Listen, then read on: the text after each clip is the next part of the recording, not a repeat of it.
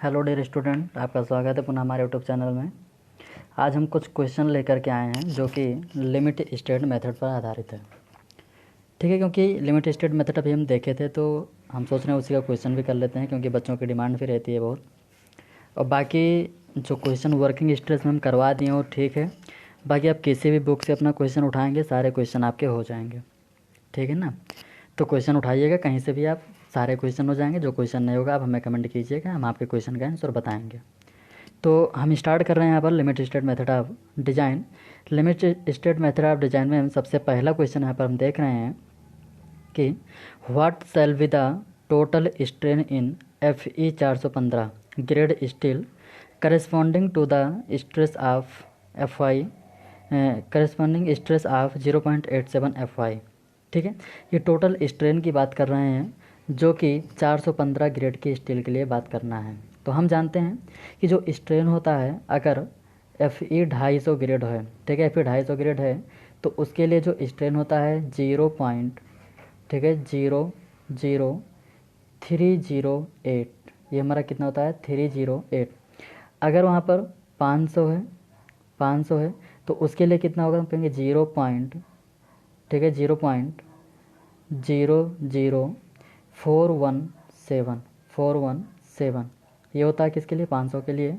अगर 415 है, अगर कितना है 415 है तो 415 के लिए हम अगर बात करेंगे तो हम कहेंगे इसके लिए जो स्ट्रेन होता है वो होता है 0.000, ठीक है 380, ये होता है स्ट्रेन। अगर FE ग्रेड 250 से 308 0.00308। अगर FE 415 है तो हम कहेंगे 0.00380। फिर हम कहेंगे 500 है तो वहाँ पर हम कहेंगे 0.00417, ये ले जाता है। तो अगर यहाँ पर हम बात करेंगे कि पहले क्वेश्चन में पूछ क्या रहा है, ठीक है पहले क्वेश्चन में पूछ क्या रहा है, तो ये बात कर रहा है कौन से ग्रेड स्टील की, 415 के लिए। तो हम जानते हैं 415 के लिए कितना होगा यहाँ पर 3008। ठीक है, क्योंकि यहाँ पर 80 होता है लेकिन यहाँ पर ठीक है 0.0038 दिया गया था, हम उसी को सही करेंगे। बताइए क्लियर हो यहाँ से। ठीक है, अगले की हम बात, अच्छा स्ट्रेन हम निकालते कैसे हैं, तो स्टील का जो स्ट्रेन निकालते हैं वो हमारा कितने निकालते हैं 0.002 और प्लस में होता है 0.87 FY अपान में क्या आता है आपका ES। क्लियर हुआ। इसको हम जब लेक्चर पढ़ाए थे तो हम आपको बताए थे, तो वहाँ से आप निकाल सकते हो, कोई दिक्कत नहीं है, इतना ही वैल्यू आएगा। अगला हम देख रहे हैं क्वेश्चन नंबर 2, दिख रहा है under limit state method the value of partial safety factor for steel. ठीक है, ये कह रहे हैं कि लिमिट स्टेट मेथड के अनुसार जो पार्शियल सेफ्टी फैक्टर का वैल्यू होता है वो कितना होता है। ठीक है, ऑप्शन इसका हम देखेंगे। जब इसका हम ऑप्शन देख रहे हैं तो ऑप्शन में आपको कुछ मिल रहा है, ठीक है क्या मिल रहा है, तो यहाँ पर हम देख रहे हैं 1.8, फिर अगला है 1.6, अगला है आपका 1.115, ये नहीं है, यहाँ पर आपका जो रहेगा 1.15 रहता है, यहाँ पर क्या रहेगा आपका 1.15। ठीक है, यहाँ पर हम लिख देते हैं 1.15। ठीक है, ये आपका रहता है। थोड़ा सा पेन चल नहीं रही ठीक से तो इसको जो है समझ लीजिएगा। ठीक है, यहाँ पर हमने क्या कहा, यहाँ पर हमने कहा कि जो भी पार्शियल सेफ्टी फैक्टर होता है स्टील के लिए हमारा कितना होता है, स्टील के लिए जो भी होता है हमारा कितना होता है 1.115। भाई पेन सही से नहीं चल रही है, आप समझ लीजिएगा। ठीक है, तो यहाँ पर हम कहेंगे कौन सा सही होगा, सी वाला। हाँ 1.5 जो है वो किसके लिए है, ये किसके लिए है, तो हम कहेंगे ये हमारा है कंक्रीट के लिए, ये हमारा किसके लिए है, कंक्रीट के लिए। ठीक है, यहाँ पर 1.15 जो है वो हमारा, हाँ वो हमारा किसके लिए होगा, स्टील के लिए होगा। 1.5 अगर रहेगा इसके लिए हो जाएगा ये, ठीक है कंक्रीट के लिए हो जाएगा। हाँ इसको अपना सही कर लीजिएगा भाई, यहाँ पर ये 1.115 ना हो करके 1.15 होगा। ठीक है 1.15 होगा। ठीक है, लिख लेना अपने हिसाब से, इसको स्टील के लिए होगा। ठीक है, आगे हम देख रहे हैं, आगे हम जब देख रहे हैं तो आगे हमें मिल रहा है क्वेश्चन नंबर 3। और क्वेश्चन नंबर 3 में हमें क्या देखने को मिल रहा है, the limit state of serviceability of a steel, ठीक है structure include all of the following expect. ठीक है, लिमिट स्टेट मेथड के अंतर्गत जो सर्विसबिलिटी स्टील की होती है या स्टील स्ट्रक्चर का होता है वो किस पर डिपेंड करता है। हम कहेंगे यहाँ पर कोरोजन भी दिया गया है, क्रैक ड्यू टू फटिग भी दिया गया है, फायर भी दिया गया है और फ्रैक्चर ड्यू टू फटिग दिया गया है। ठीक है, तो हम कहेंगे कि सर्विसबिलिटी के अंतर्गत क्रैकिंग को भी देखते हैं, ठीक है। उसके बाद फिर किसको देखते हैं, श्रिंकेज को भी देखते हैं। श्रिंकेज के बाद फिर और किसको देखते हैं, ठीक है। तो हम कहेंगे यहाँ पर क्रोजन के भी देखा जाता है, क्रोजन को भी देखा जाता है, ठीक है। फायर को भी देखा जाता है, फायर को भी देखा जाता है, लेकिन फायर को भी यहाँ पर देखा जाता है। लेकिन इन सबसे जो अच्छा होता है हम कहेंगे कि जो फ्रैक्चर होता है, फ्रैक्चर किस कारण होगा, फटे कारण होगा, क्योंकि हम जानते हैं जो कंक्रीट होता है आपका वो फटेगलेस होता है। तो यहाँ पर आपको जो सही मिल रहा हो कौन सा मिल रहा है आपका, फ्रैक्चर ड्यू टू फटिग, ठीक है। ये ए में पूछा गया क्वेश्चन है और उन्होंने सही भी किया है कि इसको डी वाले ऑप्शन को, ठीक है। अगर देखा जाएगा तो यहाँ पर सभी सही है, ठीक है। अगर देखोगे आप थ्योरी के आधार पर तो यहाँ पर हम कहेंगे क्रोजन भी सही है, करेक्ट ड्यू टू फटिग भी सही है, फायर भी सही है, लेकिन फ्रैक्चर ड्यू टू फटिग भी यहाँ पर सही है। तो हम कहेंगे कि जो ए में सही किया गया है वो कौन सा सही किया गया है, fracture due to fatigue. Clear हुआ, कोई दिक्कत नहीं है। फिर हम आगे देखेंगे और आगे आपको मिल रहा है the value of limiting moment of resistance of a RCC beam for M25 grade of concrete and FE 415 FE 500 grade of steel is given by, ठीक है। ये क्या कह रहे हैं, ठीक है। ये कह रहे हैं कि value of limiting moment of resistance, limiting moment of resistance is equal to क्या होता है, तो हम जानते हैं MU limit is equal to होता है RU BD स्क्वायर। बता भाई ये होता है कि नहीं होता है, ठीक है, RU BD स्क्वायर। तो RU BD स्क्वायर के आधार पर हम बात करेंगे यहाँ पर, तो ये RU का मान किस पर डिपेंड करता है, हम कहेंगे कंक्रीट के ग्रेड पर, स्टील के ग्रेड पर डिपेंड करता है। तो यहाँ पर कौन सा मान लिया जाएगा, तो हम कहेंगे MU limit is equal to हम जानते हैं 1.3 सॉरी 1 पॉइंट नहीं होगा 0.133, ठीक है, 0.133 और BD FCK और इंटू में आपका होगा क्या BD स्क्वायर। तो यहाँ से भी आप निकाल सकते हो, यहाँ से भी आप निकाल सकते हो, ठीक है। या हमने RU का मान आपको लिखाया है, अलग अलग टेबल बनाया है, वहाँ से भी आप उठा करके रख सकते हो, ठीक है। अगर यहाँ पर हम बात करेंगे, अगर यहाँ पर हम बात करेंगे कि जब हम 0.133 FCK और इंटू BD स्क्वायर की हम बात करेंगे, तो यहाँ पर 0.133 FCK अगर हम गुणा कराएंगे, किसका है यहाँ पर FCK का मान कितना दिया गया है, तो FCK का मान आपका दिया गया है, ठीक है, कितना M15, FCK का मान कितना दिया गया है यहाँ पर, हम कहेंगे M15। तो जब सॉरी 25 हम करेंगे गुणा 0.133, इसको जब सॉल्व कर लोगे तो यहाँ से हमारा RU का मान आ जाएगा। और ये RU का मान, ठीक है, जो आएगा उसको आप रखिएगा। यहाँ पर जो हमारा आया है वो लगभग 3.3 के आसपास आ रहा है, वो लगभग कितना आया है, 3.3 के आसपास आ रहा है। आप सॉल्व कर लीजिएगा, जो वैल्यू आएगा वही यहाँ पर हम सही करेंगे, ठीक है। चलिए अगला हम क्वेश्चन देखते हैं। अगला क्वेश्चन नंबर 5 आपको मिल रहा है, as per IS 456/2000 in the absence of test data the approximate value of total strength for design may be taken as, यहाँ पर डिजाइन लिखा गया है, ठीक है। ये कह रहे हैं IS कोड 456/2000 के अनुसार जो डाटा होता है वो टोटल स्ट्रेंथ का जो डाटा होता है, हम कहेंगे डिजाइन करते समय जो approximate value of total strength की होती है वो कितना ली जाती है, तो हम जानते हैं 0.0035, कितना लेते हैं 0.0035, ठीक है। तो यहाँ पर आपका आसपास कुछ मिल नहीं रहा है, 0.0035 होता है, कितना होता है वो 0.0035, ये आपका क्या होता है, मैक्सिमम स्ट्रेन होता है। लेकिन हम जानते हैं जो कंक्रीट में स्ट्रेन होता है, जो कंक्रीट में स्ट्रेन होता है वह 3 mm प्रति मीटर पार्ट ले जाता है, 3 mm, ठीक है, प्रति मीटर पार्ट लिया जाता है, पार्ट ले जाता है 0.3 हम आपको लिखाए हैं इसको, ठीक है। हम कहाँ पर आपको बताए हैं, जहाँ पर हम पढ़ा रहे थे आपका बेसिक, वहाँ पर हमने इस चीज़ को बताया है। तो जब इसको हम भाग कर देंगे 1000 से, तो आपका जो बी ऑप्शन आ रहा है वही हमारा क्या होगा यहाँ पर सही रहता है, ठीक है। हाँ, 5वें नंबर का हम कहेंगे कि जो भी डिज़ाइन के अनुसार मोमेंट का मान लेता हो, सॉरी मोमेंट नहीं, स्ट्रेन का मान लेता हो, कितना लेगा 0.003, ठीक है। क्योंकि हम जानते हैं 0.3 mm प्रति मीटर पार्ट होता है, उसी को आप यहाँ पर क्या करेंगे सॉल्व कर देते हैं। कहीं कहीं पर 3 mm प्रति मीटर पार्ट भी लिखा है, इससे कोई दिक्कत नहीं है, ठीक है। आगे हम बढ़ेंगे। क्वेश्चन नंबर 6 आपको दिख रहा है, क्वेश्चन नंबर 6 में आपको क्या दिख रहा है, in RCC section under flexure the assumption that plane section before bending remains plane after bending leads to, ये तो भाई क्या है, जहाँ अजम्पशन है, अजम्पशन क्या है, कह रहा है plane section before bending remain plane after bending leads to strain distribution being linear across the depth अगला क्वेश्चन आपका मिल रहा है, अगला ऑप्शन आपका मिल रहा है stress distribution being linear across the depth. फिर सी ऑप्शन दे रहा है both stress and strain both stress and strain distribution being linear across the depth. D option दे रहा है the shear stress distribution being uniform along the depth. तो यहाँ पर हमने आपको कुछ डायग्राम बना के दिखाया था। ये डायग्राम में आपने देखा क्या था कि जो भी यहाँ पर स्ट्रेन डायग्राम हो रहा था, जो भी यहाँ पर स्ट्रेन डायग्राम हो रहा था वो हमारा कैसे हो रहा था, लीनियरली हो रहा था। लिमिट स्टेट में आपने देखा था, ठीक है। वहाँ पर क्या हो रहा था, अच्छा ये ईएस का क्वेश्चन है इसलिए हमने जाना कि यहाँ पर वर्किंग की बात नहीं किया, यहाँ पर किसकी बात किया गया है, एलएसएम की बात किया गया है। क्योंकि ईएस ओएस में या यूपीएससी में जो भी क्वेश्चन आते हैं या गेट में जो भी क्वेश्चन आते हैं वर्किंग से बहुत ही कम रहते हैं, वहाँ पर आपका ज़्यादातर क्या रहता है, लिमिट स्टेट ही रहता है, ठीक है।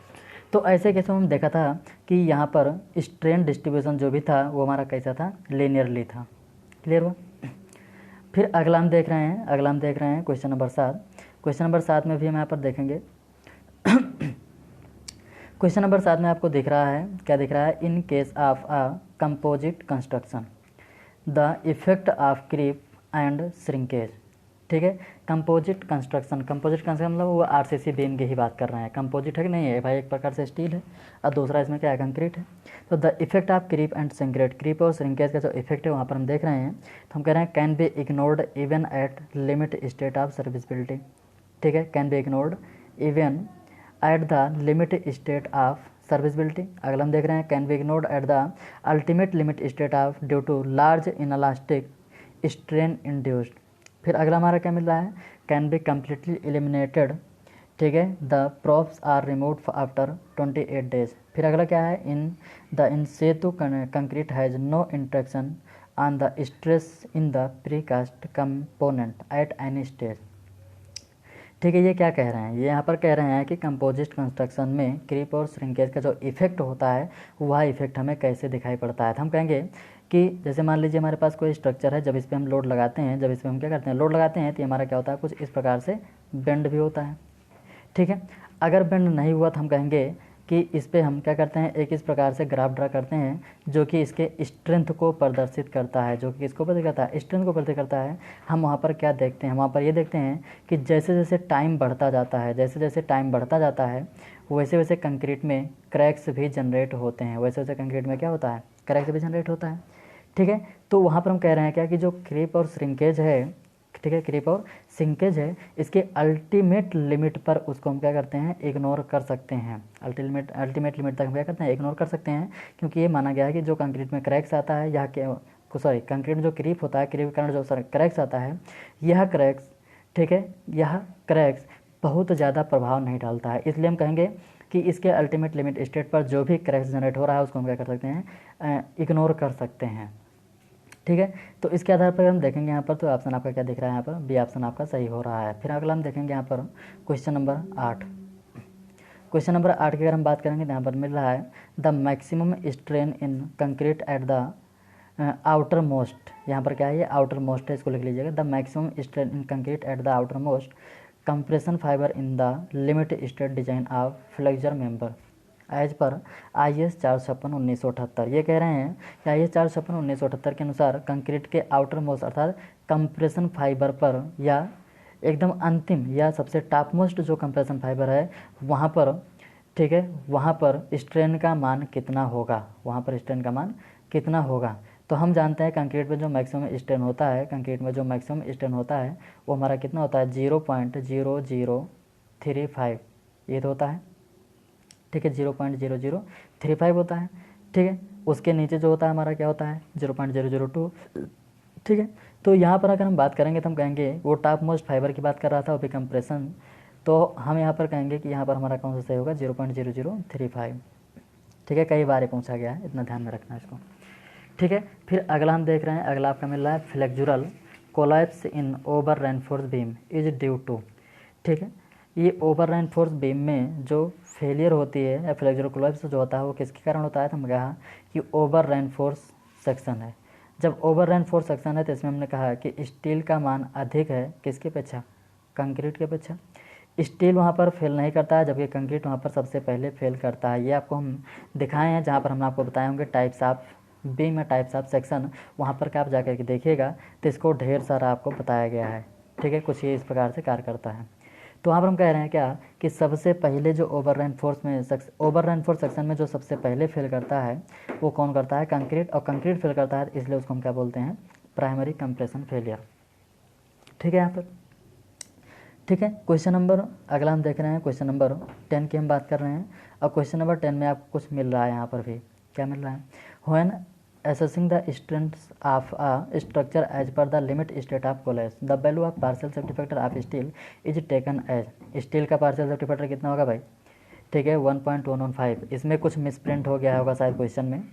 स्टील के लिए हम बार बार आपको बता रहे हैं, स्टील के लिए जो भी, ठीक है, पार्शियल सेफ्टी फैक्टर होगा वह 1.15 लिया जाएगा। ठीक है, हमेशा ध्यान में रखना, स्टील के लिए पार्शियल सेफ्टी फैक्टर 1.15, और जबकि कंक्रीट के लिए अगर हम बात करेंगे तो वो आपका होगा 1.5। ठीक है, पार्शियल सेफ्टी फैक्टर है। तो अगर इसमें कहीं पर मिसप्रिंट हुआ तो उसको आप समझ लीजिएगा कि यही है, क्योंकि कहीं कहीं पर हो जाता है। ठीक है, तो इतना देख लिए ना, तो इसको अपना ध्यान में रखना अब आगे। हाँ, यहाँ पर स्टील की बात किया था इसलिए हमने कहा था 1.15। 11 नंबर क्वेश्चन की अगर हम बात करेंगे तो 11 नंबर क्वेश्चन में भी आपको कुछ मिल रहा है। In case of statically indeterminate beam, what is the limiting value of distribution of moment percentage as per IS 456 while using limit state method। ये क्या कह रहे हैं, ठीक है, ये कह रहे हैं मान लीजिए स्टैटिकली इंडिटर्मिनेट बीम है तो उसके लिमिटिंग वैल्यू, मोमेंट की जो लिमिटिंग वैल्यू है, ठीक है, रीडिस्ट्रीब्यूशन का मतलब क्या होता है, रीडिस्ट्रीब्यूशन का मतलब यहाँ पर क्या होता है, हमने कहा कि यदि बीम पर, ठीक है, यदि बीम पर जो मोमेंट का डिस्ट्रीब्यूशन है, चलो यहाँ पर सिंपल भाषा में समझ लेते हैं। मान लेते हैं एक हमारे पास इकोनॉमिकल सेक्शन है और दूसरा हमारे पास ओवर रेनफोर्स सेक्शन है। एक हमारे पास क्या है, इकोनॉमिकल सेक्शन है, दूसरा हमारे पास क्या है, ओवर रेनफोर्स सेक्शन है। तो इसमें दोनों में मोमेंट का मान क्या होगा, अलग अलग आएगा। इसमें जो आएगा वो आएगा MU लिमिट, और इसमें जो होगा MU आएगा, और इस MU का मान इस MU लिमिट से क्या होगा, अधिक होगा। तो यहाँ पर कह रहे हैं जो रीडिस्ट्रीब्यूशन कितना अधिक होगा, तो हम कहेंगे MU और माइनस कर देंगे MU लिमिट। अब आपको पता चल जाएगा कितना अधिक होगा। तो जो इतना अधिक हो रहा है उसका जो परसेंटेज होना चाहिए डिस्ट्रीब्यूशन को, वो कितना होना चाहिए, मतलब हमने कहा क्या कि बैलेंस सेक्शन की अपेक्षा ओवर रेनफोर्स सेक्शन में मोमेंट डिस्ट्रीब्यूशन का मान कितना परसेंट चेंज होना चाहिए। ठीक है, अब ये तो है नहीं कि बढ़ गया मोमेंट, कितना बढ़ गया भाई, अनइकोनॉमिकल भी होने के चांसेस रहते हैं। तो कितना बढ़ाया जाए, कोई अनइकोनॉमिकल नहीं रहेगा, तो हम कहेंगे, ठीक है जी, जाहिर सी बात है। अगर आपको यहाँ पर समझ नहीं आ रहा तो हम इसको जो है कल या अगले लेक्चर में हम आपको व्हाइट बोर्ड पे इसको समझा देंगे। ठीक है, हमने कहा क्या कि जो भी मोमेंट का मान आ रहा है वह बैलेंस सेक्शन की अपेक्षा ओवर रेनफोर्स में अधिक होता है। तो कितना अधिक होना चाहिए, तो हम कहेंगे 25 से 30%। कितना अधिक होना चाहिए, 25 से 30%।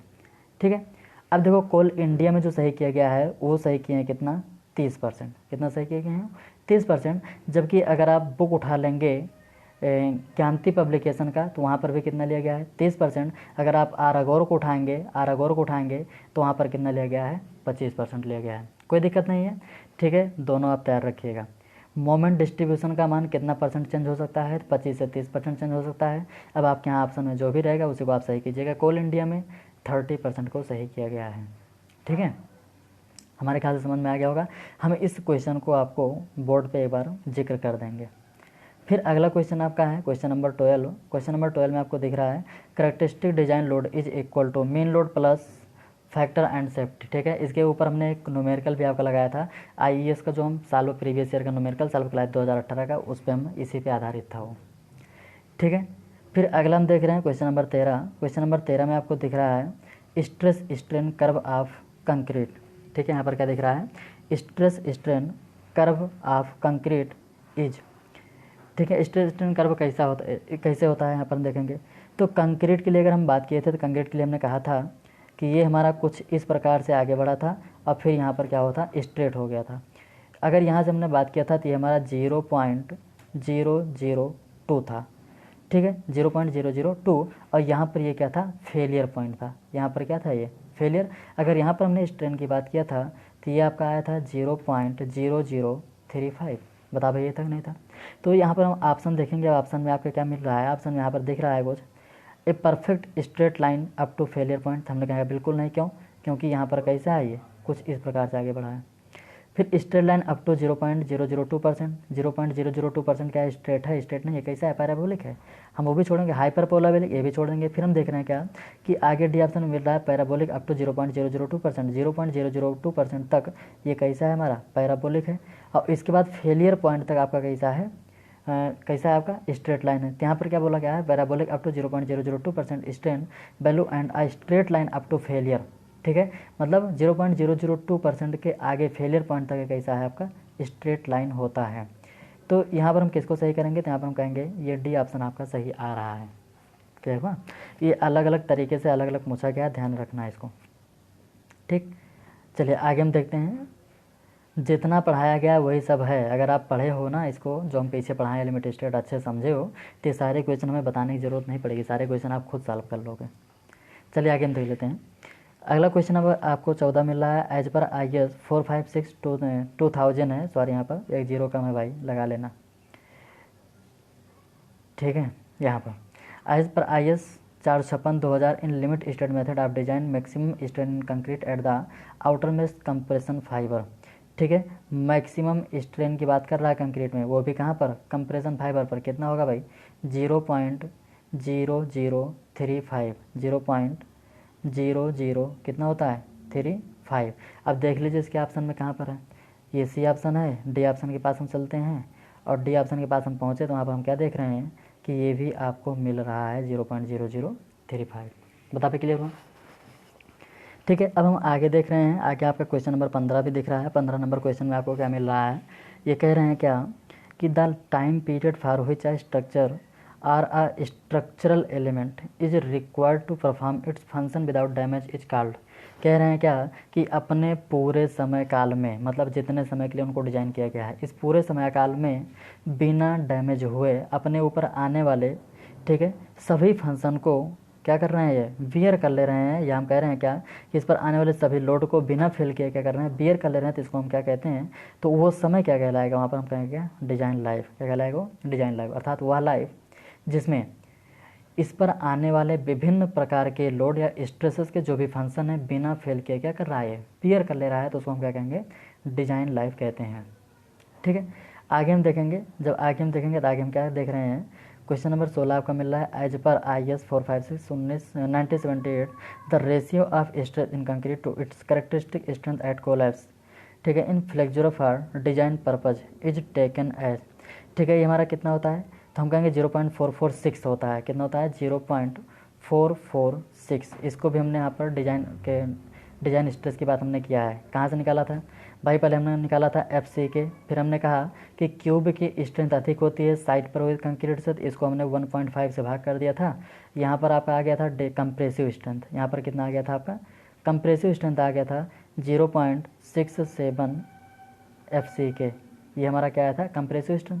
और इसी कंप्रेसिव स्ट्रेंथ को हमने जब पार्शियल सेफ्टी फैक्टर से भाग किया था, ठीक है, पार्शियल सेफ्टी फैक्टर से हमने भाग किया था, तो वहाँ पर आपका आया था 0.446 FC के। तो ये हमारा क्या होता है, हमारा डिजाइन स्ट्रेस होता है। हमारा क्या होता है, डिजाइन स्ट्रेस होता है। तो इस आधार पर अगर हम बात करेंगे तो यहाँ पर हम कहेंगे जो भी हमारा कैरेक्टरिस्टिक स्ट्रेंथ डिजाइन स्ट्रेंथ होगा, या हम कहेंगे कैरेक्टरिस्टिक स्ट्रेंथ को उसके पर्पज से, डिजाइन पर्पज से अगर हम बात करेंगे तो हमारा कौन सा सही होगा यहाँ पर, 0.447, क्योंकि 0.446 FC के होता है, 0.446 FC के होता है। लेकिन यहाँ पर 6 ऑप्शन आपको नहीं मिल रहा है, तो इसलिए हम किसको सही करेंगे, 447 को सही करेंगे।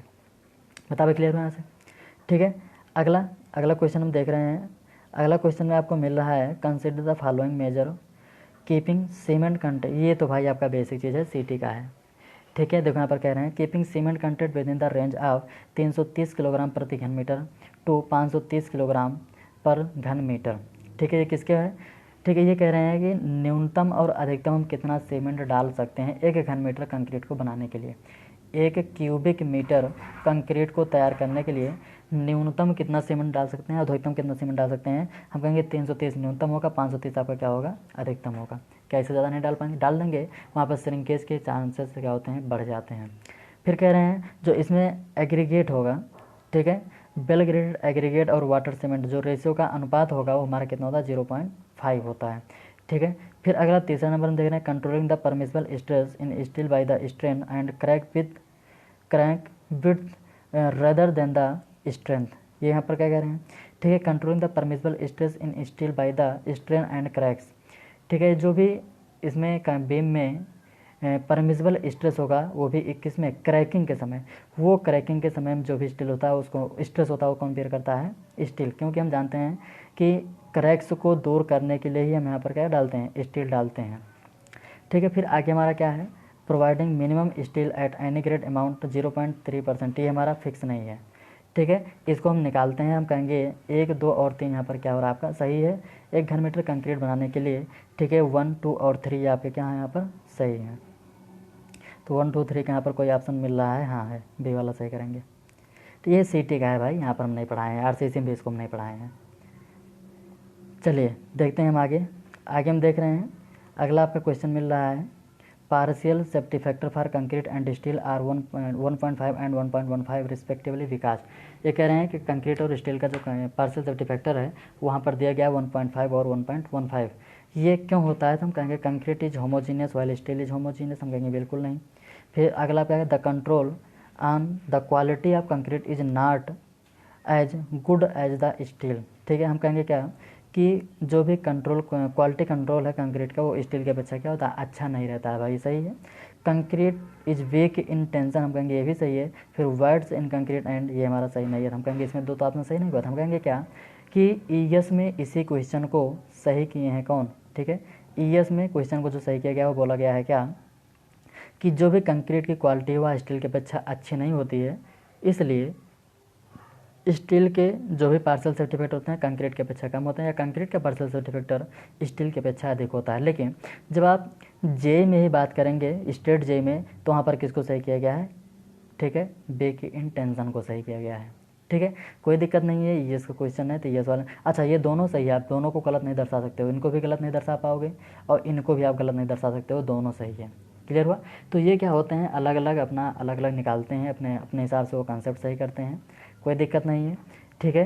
तो एसएससी ओएसएससी के अगर आप पेपर दे रहे हैं तो वहाँ पर आप बी वाले ऑप्शन को ही सही कीजिएगा।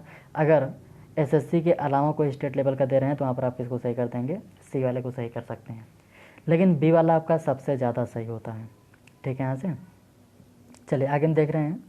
अगला आपका है, as compare to working stress method of design limit stress method take concrete to higher stress level. भाई इसको तो हम बहुत बार बता चुके हैं, ठीक है। स्ट्रेस लेवल इसमें क्या होता है, बहुत ही हाई होता है। क्लियर हुआ। अब आगे हम देख रहे हैं क्यों होता है, जिसको क्यों की बात है वो जा कर के पीछे लेक्चर देख लेगा भाई, उसमें ढेर सारा आपको बताया गया है क्यों होता है। चलो बता देते हैं। देखो जो FCK मान लेते हैं या इसमें हम मान लेते हैं क्या, मान लेते हैं M15 ग्रेड कंक्रीट यूज़ किया गया है, थोड़ी देर के मान लीजिए। जब ये वर्किंग स्ट्रेस में आएगा तो हम कहेंगे इसमें जो कार्यकारी जो भी परमिसिबल स्ट्रेस होगा 5 न्यूटन पर mm² होता है। जब LSM की हम बात करेंगे तो हम कहेंगे M15 के लिए ही हमारा कितना होता है 0.0, ठीक है, 446 और N2 FCK और FCK का मान कितना आएगा आपका 15। जब इसको हम करते हैं तो ये 6 के ऊपर जाता है। जब यहाँ पर देखो यहाँ पर 5 तक हमने स्ट्रेस को लगाया था, जब यहाँ पर स्ट्रेस लेवल कितना हो रहा है 6 हो रहा है, तो हम कहेंगे लिमिट स्टेट का स्ट्रेस लेवल क्या होता है, थोड़ा सा अधिक होता है, किसकी अपेक्षा, वर्किंग स्ट्रेस की अपेक्षा। तो इसलिए हम यहाँ पर किसको सही करेंगे, इसको सही करेंगे। क्लियर हुआ, ठीक है। अब हम आगे जा रहे हैं, अगला क्वेश्चन हम देख रहे हैं और अगला क्वेश्चन आपका मिल रहा है यहाँ पर 20 नंबर क्वेश्चन। 20 नंबर क्वेश्चन आपका क्या मिल रहा है, 20 नंबर क्वेश्चन में आपको दिख रहा है, consider the following statement the design for the limit state of collapse in flexure, ठीक है, is based on the following assumptions. ये कह रहे हैं कि इसमें क्या करना है हमें, फॉलोइंग स्टेटमेंट मतलब कि दिए गए स्टेटमेंट को हमें देखना है और उसको फॉलो करते हुए limit state of collapse in flexure condition में जो भी एजम्पशंस होते हैं डिजाइन के लिए उनको हमें देखना है यहाँ पर। चलो देखते हैं। जब यहाँ पर हम चेक करने का देखने का प्रयास करेंगे तो यहाँ पर दिख रहा है पहला option, plane section normal to the axis plane remain plane after bending. तो हम कहेंगे तो बिल्कुल सही है, क्योंकि वर्किंग में भी ये होता है और लिमिट में भी ये होता है, क्योंकि हम कहेंगे बेंडिंग के पूर्व तो कोई प्लेन समतल है तो बेंडिंग के बाद भी प्लेन क्या होगा, समतल रहेगा। फिर दूसरा ऑप्शन की अगर हम बात करेंगे तो कह रहा है क्या, the maximum strain in concrete at the outer most tension fibre is इतना। बता भाई जो भी मैक्सिमम स्ट्रेन होता है कंक्रीट का क्या वो टेंसाइल जोन में होता है, तो हम कहेंगे नहीं, कंप्रेशन जोन में होता है। कहाँ पर होता है ये, कंप्रेशन जोन में होता है। तो हम कहेंगे ये ऑप्शन आपका यहाँ पर क्या हो रहा है, गलत हो रहा है। हाँ अगर ये टेंशन के स्थान पर कंप्रेशन होता तो हम कहते हैं ये भी क्या है, सही है।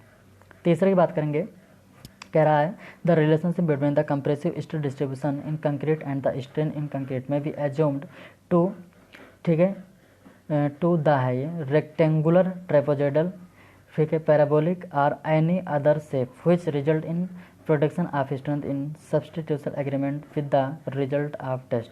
यहाँ पर हम क्या कह रहे हैं, यहाँ पर कह रहा है कि जो स्ट्रेस और स्ट्रेन का रिलेशनशिप होता है वो स्ट्रेट लाइन भी हो सकता है, पैराबोलिक भी हो सकता है, ठीक है, या ट्रेपोजोडल भी हो सकता है। तो ट्रेपोजोडल अभी तक तो हम यहाँ पर देख नहीं सकते हैं, लेकिन हम कहेंगे ये दोनों यहाँ पर क्या हैं, देखा गया है। और यहाँ पर इसको हमने उठाया, देखो हमने क्या कहा, हमने यहाँ पर कहा कि ट्रेपोजोडल कैसे बना रहे हैं। यहाँ पर हमने एक कर्व बनाया, फिर इसको हमने आगे बढ़ाया। अब इसी को अगर हम मिला दे रहे हैं, बता भाई ये फिर तो हमारा ट्रेपोजोडल बन रहा है यहाँ पर। हाँ, पूरा नहीं फॉलो कर रहा है, लेकिन हम मान सकते हैं कि वो हमारा क्या है, उसी प्रकार से कुछ है, ठीक है। क्योंकि जब ब्रिटल मटेरियल के लिए आपने देखा था तो यहाँ पर कर्व बना था, 2% पे हमने क्या खींचा था आगे, ठीक है, स्ट्रेट गया था और इसको भी हमने इस प्रकार से बनाया था, तो ये भी हमारा ट्रेपोजोडल बन रहा है, ठीक है। तो हम कहेंगे स्ट्रेस और स्ट्रेन का डायग्राम जो होता है ये किसी भी शेप में हो सकता है, रेक्टेंगुलर हो सकता है, ठीक है, उसके बाद पैराबोलिक हो सकता है, ट्रेपोजोडल भी हो सकता है, मतलब किसी भी केस में हो सकता है। तो हम कहेंगे ये पहला भी सही है यहाँ पर और तीसरा भी सही है, जबकि दूसरा यहाँ पर क्या है, गलत है। तो अब देख लीजिएगा ऑप्शन जो आपका सही लग रहा है वही आप यहाँ पर क्या करेंगे, ठोक देंगे यहाँ पर ऑप्शन, ठीक है। तो इसके ऑप्शन में हम कह रहे हैं पहला और दूसरा सही मिल रहा है, कहीं नहीं मिल रहा है भाई, पहला और तीसरा है, सॉरी पहला और तीसरा है। और पहला तीसरा यहाँ पर किसको हम सही करेंगे, ये इसको सही करेंगे, पहला और तीसरा कहाँ गया भाई, ये ऊपर है, ये यहाँ पर है, ठीक है। चलिए हम आगे देख रहे हैं। क्वेश्चन नंबर 21 की अगर हम बात करेंगे, क्वेश्चन नंबर 21 में आपको कुछ देखने को मिल रहा है। क्या देखने को मिल रहा है, यहाँ पर देखने को मिल रहा था percentage of steel for balance design of a singly reinforced या singly rectangular section by limit state method depending on, ठीक है। ये जो लिमिट स्टेट मेथड के अनुसार परसेंटेज ऑफ स्टील निकालते हैं वो कैसे निकालते हैं, तो कहेंगे 0.414 FCK इंटू, ठीक है, FCK इंटू FY अपान में क्या, FI नहीं था, हाँ, ठीक है, अपान में क्या था आपका B इंटू डी, ठीक है, कितना था वहाँ पर B इंटू डी, ठीक है। तो इसके लिए अगर हम बात करेंगे यहाँ पर क्या मान निकलेगा, तो इसको हम फार्मूला थोड़ा सा हम लिख देते हैं, फार्मूले से आपको यह जो है समझ में आ जाएगा। इसके लिए जो P का मान होता है, PT लिमिट की हम बात कर रहे हैं, ये हमारा कितना होता है 0.0414 FCK और इंटू में आपका क्या था XU और पूरे का बटा था आपका FY इंटू में क्या D, ठीक है। अब यहाँ से हम बता सकते हैं किस पर डिपेंड करेगा। चलो देखते हैं थोड़ा सा। करेक्टरिस्टिक स्ट्रेंथ ऑफ कंक्रीट, बता भाई FCK है कि नहीं, यहाँ पर हम कहेंगे करेक्टरिस्टिक स्ट्रेंथ पर भी कार्य करेगा, फॉलो करेगा, या हम कहेंगे इस पर डिपेंड करेगा। दूसरा यील्ड स्ट्रेंथ ऑफ स्टील, बता भाई FY भी है कि नहीं है, हम कहेंगे यील्ड स्ट्रेंथ पर भी कार्य फॉलो करेगा। हाँ, जो नहीं देखे हैं वो जाकर के पीछे देखेंगे, हम इसका पूरा डेरिवेशन करा दिए वहाँ पर। फिर modulus of elasticity of steel का यहाँ पर ई आपको कहीं पर दिख रहा है, तो हम कहेंगे नहीं दिख रहा है। फिर ज्योमेट्री ऑफ द सेक्शन, ठीक है, ज्योमेट्री ऑफ द सेक्शन का मतलब ये बी और डी की बात कर रहा है, किसकी बात कर रहा है, बी और डी की बात कर रहा है। तो बी डी, यहाँ तो बी तो है नहीं लेकिन डी आपका है, हम कहेंगे सेक्शन पर भी यहाँ पर क्या करेगा, डिपेंड करेगा। इसका मतलब हम कहेंगे क्या कि 0.414 FCK इंटू XU अपान FY इंटू डी, ये हमारा क्या होता है परसेंटेज ऑफ स्टील। और यहाँ पर हम देख रहे हैं क्या, characteristic strength of concrete, yield strength of concrete और ज्योमेट्री ऑफ सेक्शन, इन तीनों पर डिपेंड कर रहा है किसका मान, परसेंटेज ऑफ स्टील का मान। पता भी क्लियर हुआ। तो हम कहेंगे पहला हुआ और दूसरा भी हुआ और उसके बाद क्या हुआ आपका चौथा हुआ। तो इसमें आप देख लीजिएगा जो आपका सही होगा वो यहाँ पर लगा देंगे। यहाँ पर हमारे ख्याल से कोई ऑप्शन आपका बी सही हो रहा है, ये वाला ऑप्शन, ठीक है ना। चलिए आगे बढ़ा रहे हैं। जब आगे बढ़ाएंगे तो आगे हमारा मिल रहा है maximum strain in an extreme fibre in concrete and in the tension reinforcement FE 415 grade ES 200 kilonewton पर mm², ठीक है, in a balance section at limit state of flexure are respectively. ये क्या क्या पूछ रहे हैं, ठीक है, ये क्या क्या पूछ रहे हैं, ये मैक्सिमम स्ट्रेन पूछ रहे हैं क्या होगा, ठीक है, मैक्सिमम स्ट्रेन पूछ रहे हैं क्या होगा किसमें, कंक्रीट में, और मैक्सिमम स्ट्रेन पूछ रहे हैं स्टील में। देखो maximum strain in extreme fibre किसमें कंक्रीट में भी और टेंसाइल रेनफोर्समेंट में भी, वो भी ग्रेड कौन सा यूज़ किया गया है 415, ग्रेड कौन सा यूज़ किया गया है 415, ठीक है। तो उसके लिए हम जानते हैं कि जो कंक्रीट में मैक्सिमम स्ट्रेन होता है हमारा कितना होता है 0.0035, क्लियर हुआ। जबकि FY 415 के लिए जो स्ट्रेन होता है, FY 415 के लिए जो स्ट्रेन होता है 0.00380 लिया जाता है। ये किसके लिए? स्टील के लिए है। ये किसके लिए? कंक्रीट के लिए। तो हम कहेंगे रिस्पेक्टिवली बात कर रहा है, पहले कंक्रीट पता करना है, फिर किसकी बात करना है? स्टील की। तो हम कहेंगे यहाँ पर आपका आंसर कौन मिल रहा है? ये मिल रहा है। क्लियर हो? यहाँ से निकालने का तरीका हम आपको पीछे डेरिवेशन कराए हैं, वही में जाकर के आप देख लीजिएगा, फार्मूला भी वहाँ से आपको मिल जाएगा। फिर अगला ऑप्शन हम देख रहे हैं, क्वेश्चन नंबर आपका 23 है। क्वेश्चन नंबर 23 में हमें क्या देखने को मिल रहा है? इन limit state method of design for RCC flexure member the centre of gravity of the compressive force acting on the section from the top most fibre of concrete is a distance of. ठीक है, ये कह रहे हैं क्या? इन limit state method of design for RCC flexure member, ये तो हमारा कुछ नहीं है।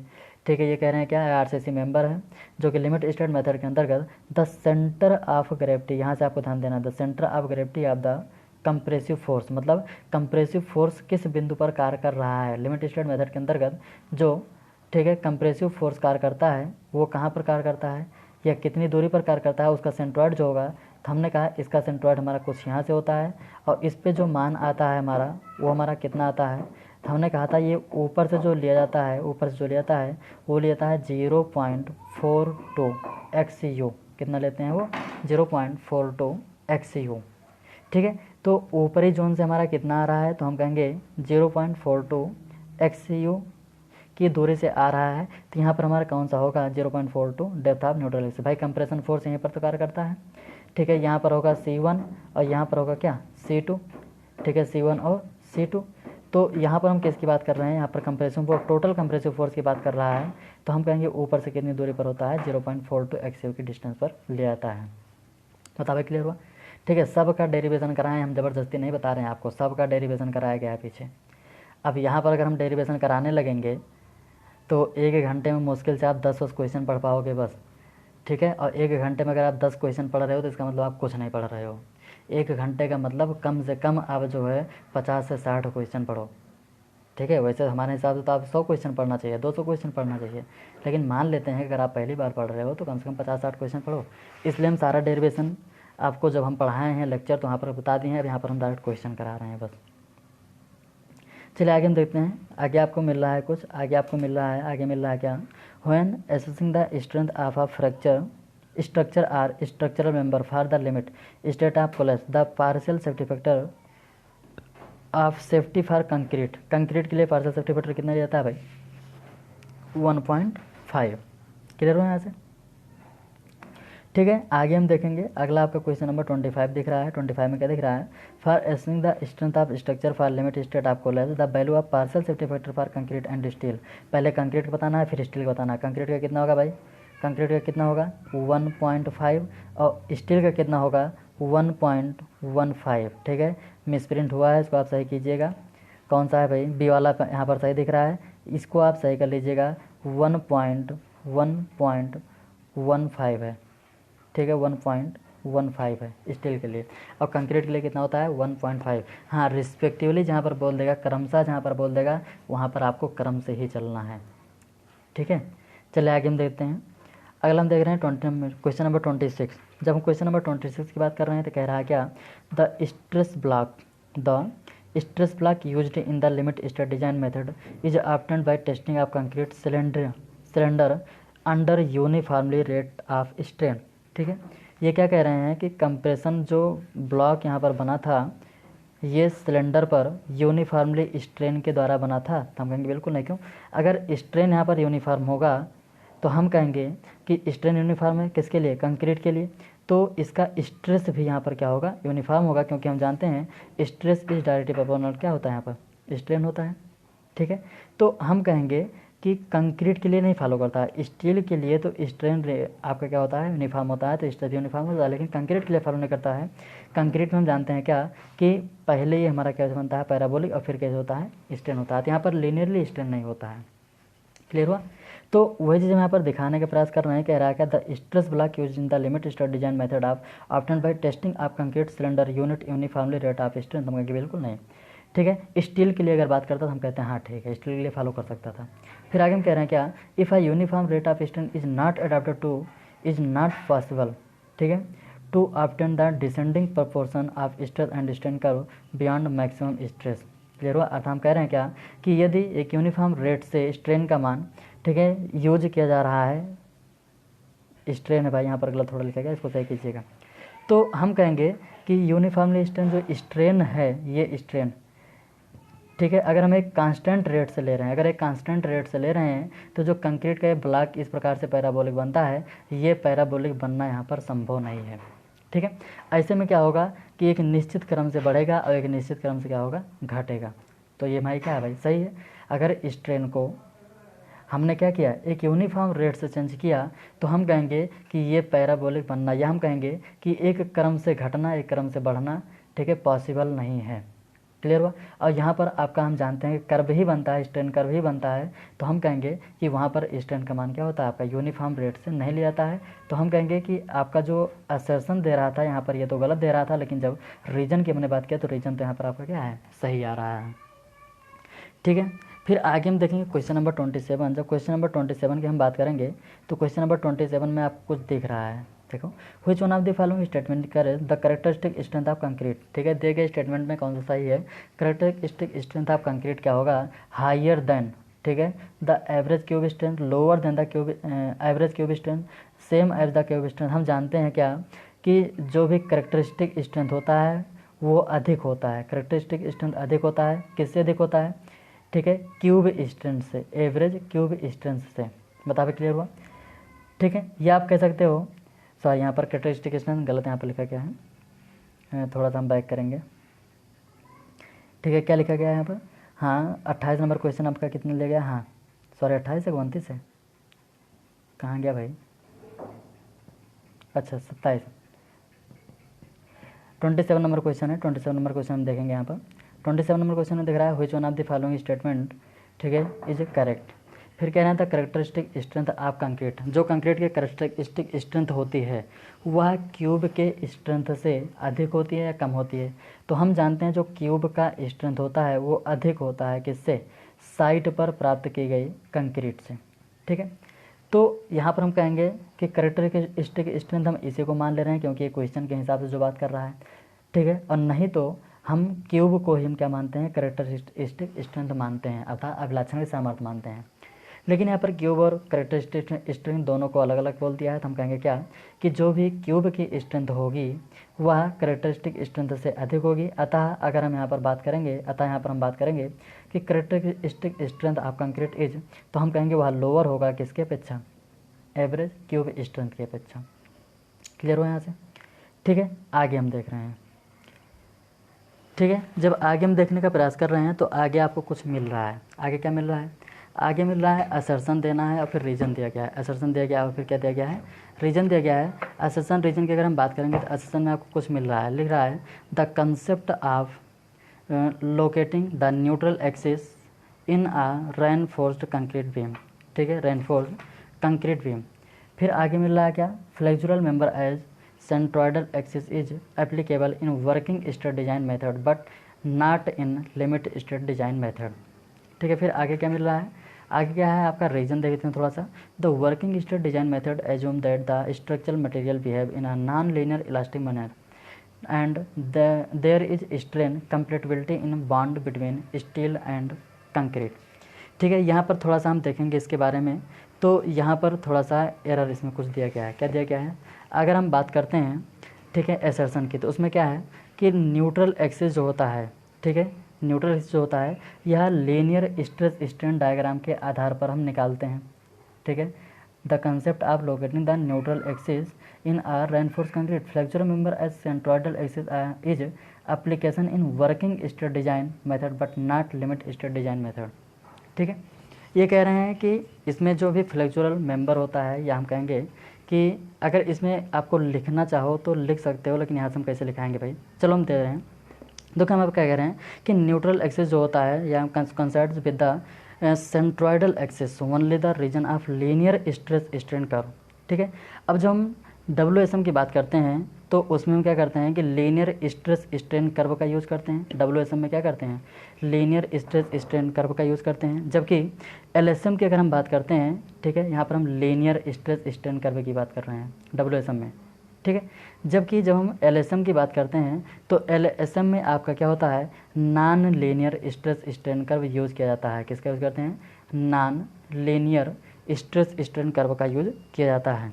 अब ऐसे में अगर हम देखेंगे तो हम कहेंगे कि यहाँ पर जो LSM है, ठीक है, LSM में वो centroidal axis and neutral axis एक दूसरे पर कभी भी नहीं मिलते हैं। मतलब हम कहेंगे कि जो भी उसका सेंट्रोइडल एक्सिस होगा और जो भी न्यूट्रल एक्सिस होगा, यह आवश्यक नहीं है कि दोनों क्या हों, एक ही बिंदु पर हों। ठीक है, तो इसको हम थोड़ा सा डायग्राम है बना के हम दिखाते हैं। डायग्राम अगर बना के हम दिखाएंगे, मान लेते हैं हमारे पास धरन है, तो अगर वर्किंग स्ट्रेस की हम बात करेंगे तो हम कहेंगे ये हो सकता है। लेकिन जब हम लिमिट स्टेट की बात करेंगे तो हम कहेंगे ये इसका सेंट्रोइडल एक्सिस हो गया, ये हमारा क्या हो गया, सेंट्रोइडल एक्सिस हो गया।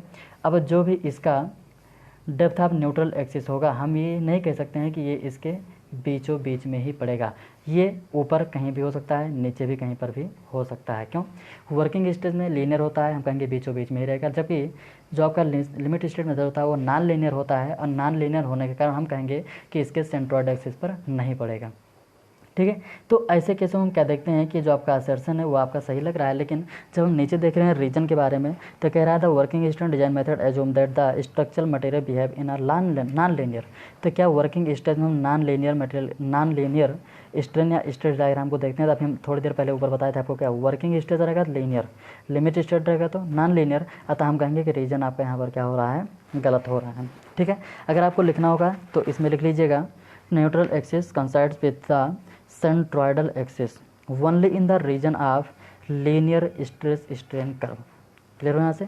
ठीक है, फिर आगे आपको लिखना होगा, लिख लीजिएगा, in WSM we use linear stress strain curve while LSM अर्थात लिमिट स्टेट मेथड में we use non linear stress strain curve. Clear होना है ऐसे, बाकी ये आपको यहाँ से ये में समझ में आ जाएगा। आगे हम बात कर रहे हैं, अगला नंबर आपका क्वेश्चन नंबर 29 है। ठीक है, क्वेश्चन नंबर 29 है, working stress method of design for reinforced concrete. ठीक है, क्वेश्चन नंबर 29 हम देख रहे हैं क्या, working stress method of design for reinforced concrete is. ठीक है, तो वर्किंग स्ट्रेस भाई तुम्हें सीधा मिल रहा है, not a limit state design. Working stress method का जो डिजाइन होता है, लिमिट स्टेट मेथड का जो डिजाइन होता है, ये सब क्या होते हैं, अलग अलग होते हैं। ठीक है, कोलैप्स लिमिट स्टेट, कोलैप्स किसका मतलब है भाई, लिमिट स्टेट का है। Limit state for crack width, ये भी हमारा क्या है, लिमिट स्टेट से आधारित है। सर्विसबिलिटी लिमिट स्टेट है, ये भी हमारा किसके है, LSM पर आधारित है। तो वर्किंग स्ट्रेस मेथड जो होता है वो लिमिट स्टेट डिजाइन नहीं होती है। बताओ क्लियर यहाँ से। फिर क्वेश्चन नंबर 30 हम देख रहे हैं, क्वेश्चन नंबर 30 दिख रहा है, at what state does the first flexural crack appear in RCC beam made of M25 grade of concrete. Flexural crack की बात कर रहा है, हम कहेंगे फ्लेक्चुरल स्ट्रेंथ, जितनी उसकी फ्लेक्चुरल स्ट्रेंथ होगी, अगर उस स्ट्रेंथ को क्रैक पार कर रहा है तो हम कहेंगे तुरंत यहाँ पर क्या होगा, क्रैकिंग जनरेट होगा। तो ये फ्लेक्चुरल स्ट्रेंथ हमारा कितना निकलता है, 0.7 अंडर रूट में आपका क्या आता है, FCK। अच्छा, ऐसे क्वेश्चन को आपको बिना पेन चलाए आपको सॉल्व करना पड़ता है। देखो कैसे, हमने कहा यहाँ पर जो भी इसका मान दिया गया है, वो मान यहाँ पर कितना दिया गया है, FCK का। तो FCK का जो भी मान है वो हमारा कितना है यहाँ पर, 25। जब इस 25 को हमने उठा करके यहाँ पर रखा तो हम कहेंगे 25 को रखेंगे तो यहाँ पर मान कितना आ जाएगा आपका, 5। ठीक है, अपने मन में याद करो, लिखना कुछ नहीं है। यहाँ पर हमने रखा, यहाँ पर मान आया 5, और 5 सतह यहाँ पर कितना हुआ, 35, अर्थात 3.5 के आसपास यहाँ पर आना चाहिए। तो यहाँ पर कोई भी मान दे दे, मान लीजिए, ठीक है, M25 था, आपने निकाल लिया। अगर 40 देता आप कैसे निकालते, जब 40 देता, मान लीजिए 40 दे दिया, तो अब 40 में आप कैसे निकालते, तो 40 में हमें ये निकालते कि 40 को हम देखते हैं कि ये किसके करीब है, 6 छंग 36 और 7 से बन जाए क्या होता है, 49। तो 6 हम लेते और 6 सतह 42, अर्थात 4.2 के आसपास जो भी रहता है उसको हम सही कर देते। ठीक है, तो ये सॉल्व करने के कुछ तरीके होते हैं। मान लीजिए कैलकुलेटर नहीं है तो ऐसे आप सॉल्व कीजिएगा, एवरेज वैल्यू लेकर के आप सॉल्व कीजिएगा। ठीक है, तो यहाँ पर हम देख रहे हैं, यहाँ पर कितना आया था 25 के लिए, 3.5 आया था। कितना आया था यहाँ पर, 3.5। बता भाई, क्लियर हो। ठीक है, आगे अगला हम देख रहे हैं 31 में क्या है, इन limit state of collapse in flexure the ultimate strain in concrete. भाई कई बार तो आ चुका है ये, कितना होगा भाई यहाँ पर कंक्रीट का अल्टीमेट स्ट्रेन। ठीक है, हम कहेंगे 0.0035। बता भाई क्लियर हो। फिर आगे हम देखेंगे, फिर हम आगे देखेंगे क्वेश्चन नंबर 32 है, और 32 नंबर क्वेश्चन में हमें कुछ देखने को मिल रहा है। इन limit state design of reinforce concrete deflection is computed by using. Deflection अभी आपको पढ़ाया नहीं गया है, ये जब हम जांच पढ़ाना स्टार्ट करेंगे, क्योंकि देखो हमने कई चीज़ वहाँ पर बताया था। एक हमने बताया था कोलैप्स और एक हमने बताया था सर्विसबिलिटी। कोलैप्स में आपका फ्लेक्सुरल कंडीशन था, सीयर था, बेंडिंग था, मतलब बेंडिंग इसी में हो गया था, टॉर्जन था, तो ये सब हमारा किस में था, कोलैप्स में। अब सर्विसबिलिटी में हमारा करेक्स था और डिफ्लेक्शन था। तो सर्विसबिलिटी अभी हम पढ़ाए नहीं है, डिफ्लेक्शन की चीज़ें वहाँ पर अभी बताए नहीं है, लेकिन अब क्वेश्चन मिल गया है तो हम क्वेश्चन यहाँ पर सॉल्व कर ले रहे हैं। ठीक है, जो लिमिट स्टेट मेथड में डिफ्लेक्शन होता है वह deflection short and long term value पे हम सॉल्व करते हैं। ठीक है, short and long term value क्या होता है, यंग मॉडुलस, इसके लिए मॉडुलस ऑफ इलास्टिसिटी भी आपको अलग से पढ़ाया जाएगा, ढेर सारा रहता है। इसमें भी हम शायद पीछे क्वेश्चन को सॉल्व किए हैं। ठीक है, तो डिफ्लेक्शन अभी यहाँ पर देख लीजिए, बाकी इसको हम जब पढ़ाएंगे सर्विसबिलिटी तो वहाँ पर हम इसको बताएंगे। बहुत बड़ा है भाई, अगर छोटा होता तो हम तुरंत बता देते, अब वहाँ पर आपको बेधवत जो है समझाएंगे। चलिए आगे हम देखते हैं क्वेश्चन नंबर 33 की अगर हम बात करेंगे, क्वेश्चन नंबर 33 में आपको कुछ देखने को मिल रहा है। According to the limit state method neutral axis is said to be critical when.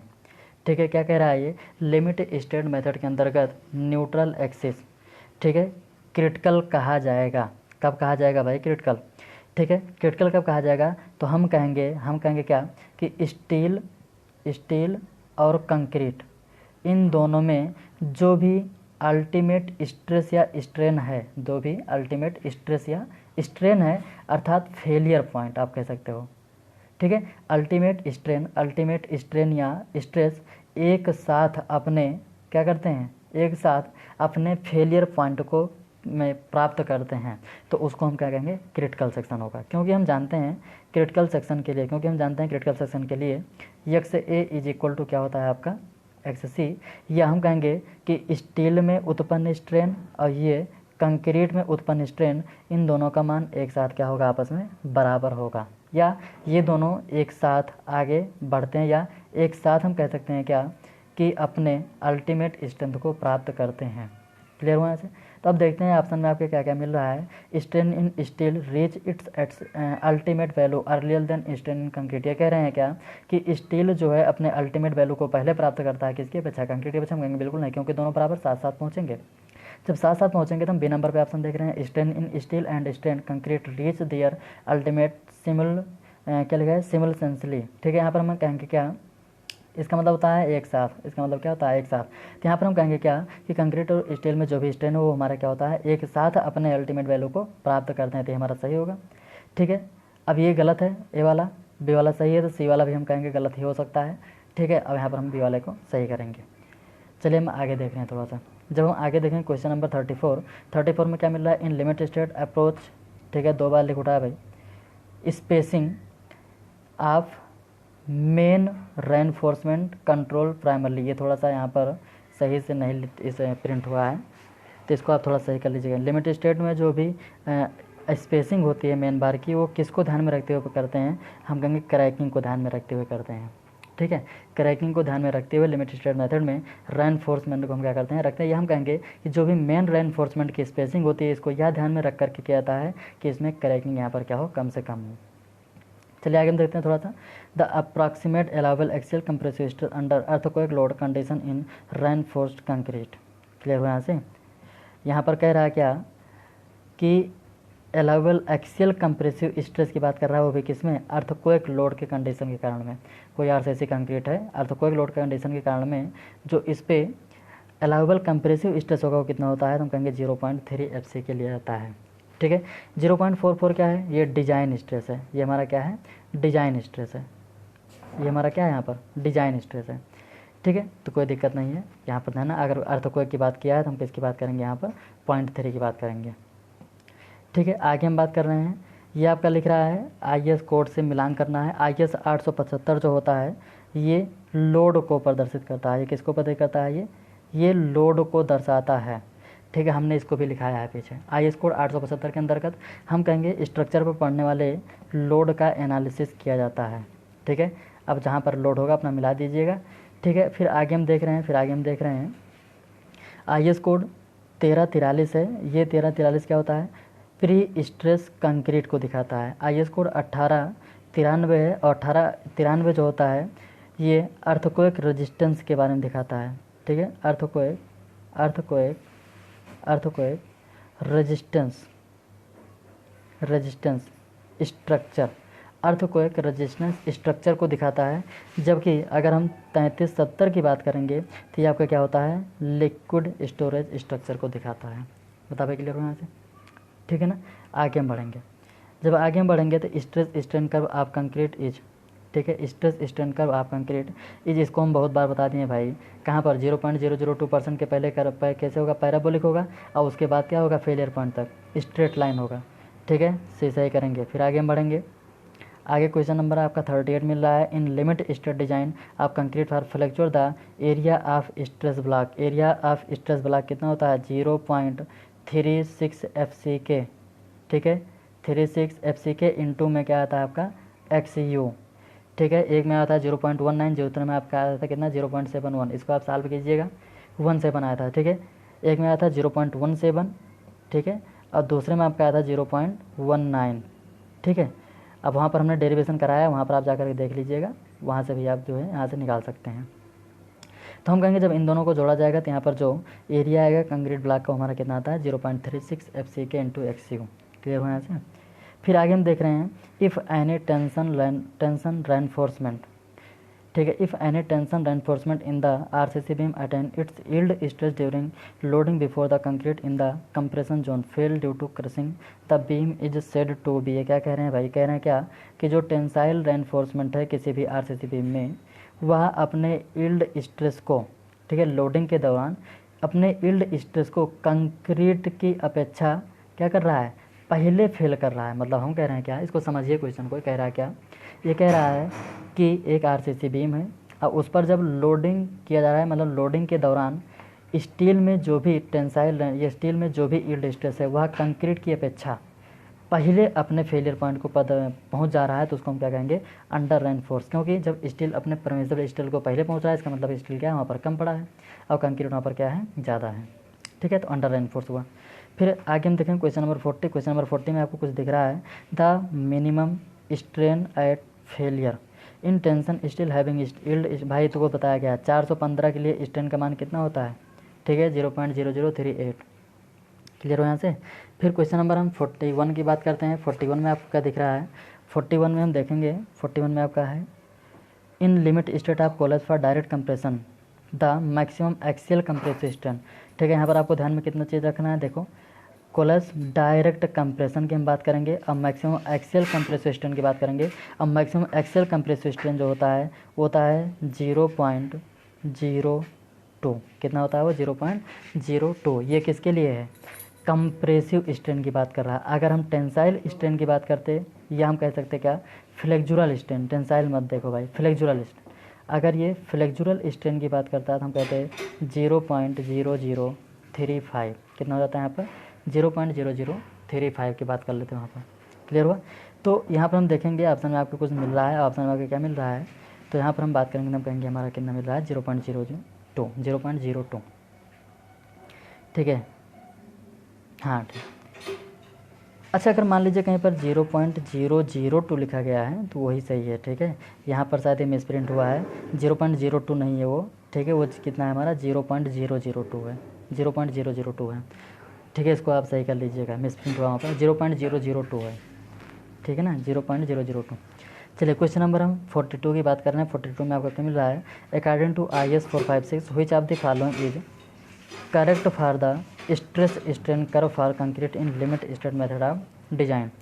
ठीक है, ये कह रहा है क्या कि IS कोड 456 के अनुसार, ठीक है, करेक्ट स्ट्रेस स्ट्रेन कर्व जो होता है कंक्रीट का वो कितना ले जाता है, या आप कह सकते हो लिमिट स्टेट मेथड में या लिमिट स्टेट डिजाइन मेथड में। ठीक है, जो स्ट्रेस स्ट्रेन का कर्व होता है वो सही कौन सा होता है, तो हम कहेंगे कि इसमें कोड ने ये बताया है कि आप किसी भी शेप को यहाँ पर ले सकते हैं। ठीक है, code permit the use of any appropriate curve, बशर्ते वह कर्व क्या होना चाहिए, उस पर आधारित होना चाहिए, संदर्भित होना चाहिए। क्वेश्चन नंबर 33 क्या है भाई, इसमें तो इकट्ठे बोल रहा है, the maximum compressive strain allowable in concrete at the ultimate moment capacity of RCC beam.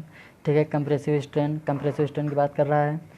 ठीक है। यहाँ पर हम बात कर लेंगे कितना होगा भाई यहाँ पर, ठीक है। कंप्रेसिव स्ट्रेन कितना हो जाएगा यहाँ पर 0.0035। फिर यहाँ पर हम देखें limit state method, what the maximum strain in concrete outer most compression fibre, भाई वही होगा 0.0035। फिर अगला है मैक्सिमम स्ट्रेन अलाउबल इन रेनफोर्स कंक्रीट बीम, वही होगा 0.0035। ठीक है। फिर हम आगे देख रहे हैं, फिर आगे क्या मिल रहा है इफ़ एफ एंड एफ, ये क्या है भाई एफ एंड एफ, ठीक है। Characteristic strength of concrete f c होगा यहाँ पर, ठीक है। एफ सी होगा और एफ वाई होगा, इसको आप सही कीजिएगा। एफ एंड एफ सी क्या F Y are characteristic strength of concrete and yield strength of steel respectively, and E is the modulus of elasticity of steel. The ultimate flexural strength in concrete can be taken as, ठीक है। Ultimate यहाँ पर strength क्या होगा, ठीक है, किस में कंक्रीट में, कंक्रीट में अल्टीमेट स्ट्रेंथ कितना होगा, हम कहेंगे 0.0035। ये कुछ नहीं है, अलग अलग तरीके से क्या किए हैं क्वेश्चन पुटअप किए हैं। क्लियर हो यहाँ से, ठीक है। तो आज हम यहीं तक सॉल्व किए हैं क्वेश्चन, आपका 42 क्वेश्चन हो चुका है। इसके अलावा भी कुछ क्वेश्चन हैं, लेकिन उस क्वेश्चन को हमने यहाँ पर नहीं लिया है। तो अगर आपके पास कोई भी बुक है, बुक चाहे जिस लेवल की हो, उससे मतलब नहीं है, आप क्वेश्चन को सॉल्व कीजिएगा, आपके सारे क्वेश्चन हो जाएंगे। बशर्ते हम ये कहते हैं कि आप जो पीछे पढ़े हो, जो हम पढ़ाए हैं पूरा लेक्चर में, अगर आप उसको ध्यान में रखोगे तो आपको किसी भी चीज़ का सामना, मतलब किसी भी कठिनाई का सामना नहीं करना पड़ेगा, आपके क्वेश्चन आसानी से सॉल्व हो जाएंगे, ठीक है। अगर आप यहाँ पर देख रहे होंगे तो हम आपको देख रहे हैं कि लगभग इसमें हम 80% आपको पढ़ा दिए हैं। केवल 10-20% क्वेश्चन आपको ऐसे मिल रहा है जो कि अलग से है, बाकी 80% क्वेश्चन आपको पढ़ा दिया गया है। तो अगर 80% भी आप क्वेश्चन सॉल्व कर ले रहे हो तो इसमें गलत नहीं है, ठीक है, इसमें गलत नहीं है, कोई भी क्या है आपका सही है, ठीक है। तो क्वेश्चन अगर आपको कुछ समझ में आ गया है, क्वेश्चन आपको अच्छा मिला है, लाइक वाइक कर दीजिएगा। लाइक करने से हमें ये पता चल जाता है कि हाँ आप इसको देख चुके हैं, ठीक है। चलिए ठीक है, थैंक यू।